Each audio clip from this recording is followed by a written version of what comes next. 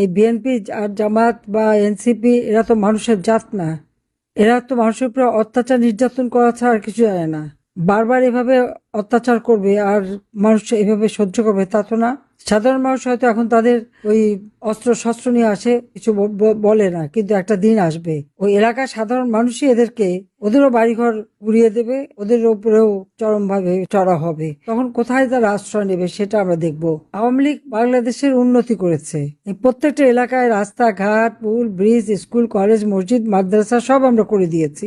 অন্ন, বস্ত্র, বাসস্থান, চিকিৎসা, শিক্ষার ব্যবস্থা করেছি। মিথ্যা অপবাদ দিয়েছে, খুন করেছে এরা। এই জামাত, বিএনপি, এনসিপি এরাই খুন করেছে। যত জঙ্গি সংগঠন ছেড়ে দিয়েছিল, জঙ্গি নেতা, তারা খুন করেছে। আর খুন করে যারা দিয়েছে সেই 15ই জুলাই থেকে যারা খুন, হত্যা, অগ্নিসংযোগ, রাষ্ট্র সম্পদ ধ্বংস করেছে, মানুষকে নির্বিচারে হত্যা করেছে, তাদেরকে দায় মুক্তি দেওয়া হয়েছে। কারণ তাদের কোনো বিচার হবে না। যা বলে দিচ্ছে পুলিশ হত্যা হয়েছে, পুলিশের হত্যার বিচার হবে না, অর্থাৎ ওই পরিবার কোনোদিন ন্যায় বিচার পাবে না। কেন? আমাদের সংবিধানের সকলেরই আইনের আশ্রয় লাভের অধিকার আছে। তো এরা তো সংবিধানও মানে না, ক্ষমতাই তো দখল করেছে অসাংবিধানিক ভাবে। আর তার একটা ইলেকশনের প্রহসন, যে ইলেকশন দিনের ভোট সন্ধ্যা হয়ে গেছে, ক্ষমতায় বসে মনে করছে যে একেবারে সব মানে লুটে খাবে, এই অবস্থা। আজকে যারা আপনারা এখন আহত, নির্মম ভাবে আপনাদের উপরে নির্যাতন করেছে, শুধু আল্লাহর কাছে এটুকু শকর যে আপনাদের জানটা বেঁচে আছে। ইনশাল্লাহ আপনাদের চিকিৎসা সব ব্যবস্থা আমরা করব। যারা এখনো আর্থিকভাবে একেবারে সংগতিহীন, আমাদের প্রবাসীরা আছে, তাদেরকে বলবো একটু সহযোগিতা করতে। আর আমি এটুকু বিশ্বাস করি, আল্লাহ যখন বাঁচিয়ে রেখেছে নিশ্চয়ই একটা কাজ দেবে আমাকে, আর সেখান থেকে বাংলাদেশটাকে আবার আমরা ঘুরে দাঁড়াবো, বাংলাদেশের মানুষের আবার উন্নতি করবো। আর যারা এই অন্যায় করেছে, অবিচার করেছে, লুট করেছে, আমি বলবো লুটের মাল জায়গা মতো ফেরত দেন।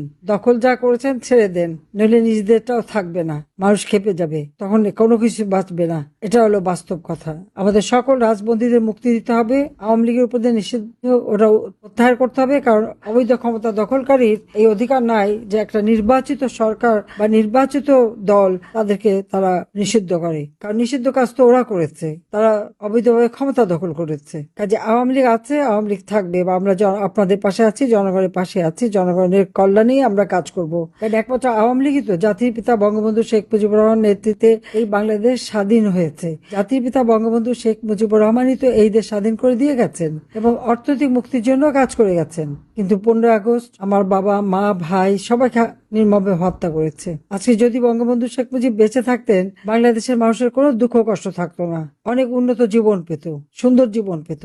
আমি চেষ্টা করেছিলাম, মানুষের ভাগ্য পরিবর্তন করেছে, কিন্তু যেভাবে মানুষের উপর এখন অত্যাচার নির্যাতন করছে, এরপরে আগে এই সমস্ত বিচার করতে হবে। এগুলির নির্যাতনের এই চিহ্নগুলি মুছে যাবে না, এটা ঘুরে ঘুরে এই নির্যাতনকারীদের শাস্তি দেওয়া হবে ইনশাল্লাহ। আর আল্লাহ সেদিন আমাকে দেবে, আমার আল্লাহর উপর অগাধ বিশ্বাস, বাংলার জনগণের উপরে বিশ্বাস।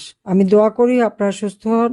আর যারা স্বজনহারা বেদনা নিয়ে আছেন, আমি তাদের বলবো একটা শোক আপনারা সইতে পারেন না। আর আমি একই দিনে আমার মা, আমার বাবা, আমার 3 ভাই, আমার ছোট ভাইটা তো মাত্র 10 বছরের, 2 ভাইয়ের বউ, আমার চাচা, আত্মীয় পরিবার সব আমরা হারিয়েছি। তারপর আবার দেশ ছাড়া, বাড়ি ছাড়া, ঘর ছাড়া থাকতে হয়েছে। এই জিয়াউর রহমান হাজার হাজার লোক হত্যা করেছে, আওয়ামী লীগের নেতা কর্মী, আর্মি, সেনাবাহিনী, বিমান বাহিনী। তারপরে প্রেসিডেন্ট ছিলেন ছাত্তার সাহেব, সেই ছাত্তার সাহেবকে অস্ত্র ধরে প্রেসিডেন্ট হাউসে ঢুকে, তার বেডরুমে ঢুকে, তার বিছনার উপরে জুতা পাই দিয়ে, বুট পাই দিয়ে দাঁড়িয়ে তাকে বলছে আপনি রিজাইন করেন, আপনি আর প্রেসিডেন্ট থাকতে পারবেন না। সেইভাবে ক্ষমতা দল করে নিজেকে প্রেসিডেন্ট ঘোষণা দিয়েছে। খালেদা জিয়া ক্ষমতা এসে বদরুদ্দোজা চৌধুরী এবং বিশ্বাস সাহেব 2 প্রেসিডেন্টকে সে তাড়িয়েছে। আর তার ছেলে এসে আমাদের বর্তমান প্রেসিডেন্টকে তাড়ালো। এদের অভ্যাসটাই এরকম, এরা মানুষকে সম্মান দিতে জানে না, তাদের ক্ষমতার লোভটাই অনেক বড়। আর দেশটাকে তো এখন প্রতিদিন আওয়ামী লীগের নেতা কর্মীর উপরে নির্যাতন এবং আরো কঠোর হতে বলেছে। কত কঠোর হবে? এটা তো শেষ সীমায় পৌঁছে গেছে। কাজে সব জিনিসটা শেষ আছে, কাজে এদেরও দিন ফুরিয়ে আসবে। তারপর কোথায় যাবে সেটাও দেখা হবে। কাজে সবাই দোয়া করেন যেন এই দুঃশাসনের হাত থেকে দেশ মুক্তি পাই। ইনশাল্লাহ দেশকে আমরা মুক্ত করবই। জনতার শক্তি বড় শক্তি এবং উপরে আল্লাহ আছে। সবাই ভালো থাকেন, সুস্থ থাকেন। খোদা হাফেজ। জয় বাংলা, জয় বঙ্গবন্ধু। বাংলাদেশ চিরজীবী হোক।